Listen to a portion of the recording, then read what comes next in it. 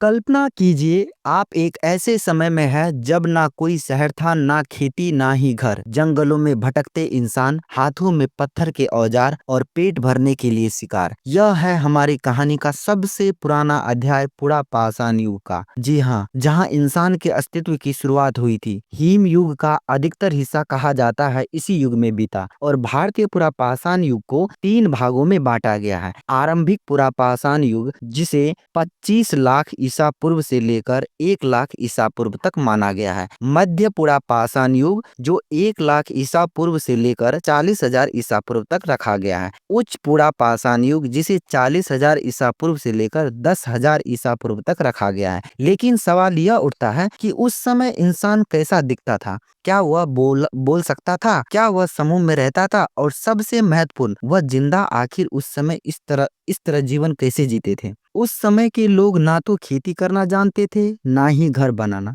वे गुफाओं में रहते थे और खाने के लिए जंगलों में भटकते रहते थे। भोजनों के लिए वे शिकार और खाद्य संग्रह करते थे। पत्थरों के औजार बनाते थे, आग जलाना सीखा, जिससे खाना पकाना और ठंड से बचना संभव हुआ। अब सवाल यह उठता है कि क्या भारत में इतने पुराने इंसानों के जीवाश्म मिले हैं? जवाब है बिल्कुल भी नहीं। लेकिन कुछ प्रमाण जरूर मिले हैं जो ये बताते हैं कि यहाँ इंसान करीब 14 लाख साल पहले आया होगा। महाराष्ट्र के बौड़ी स्थल से इस बात के प्रमाण मिले हैं। छोटा नागपुर के पठार से भी 1 लाख साल पुराने औजार मिले हैं। कर्नूल, जो आंध्र प्रदेश में है, वहाँ 20,000 से 10,000 ईसा पूर्व के औजार पाए गए। हड्डियों और पशु के अवशेष भी मिले हैं। मिर्जापुर की बेलन घाटी में सबूत मिले कि यहाँ बकरी, भेड़, गाय और भैंस पाली जाती थी। भले ही पूरा पाषाण युग के इंसान पढ़ लिख नहीं सकते थे, लेकिन वे काफी होशियार थे। वे गुफाओं में चित्र बनाया करते थे,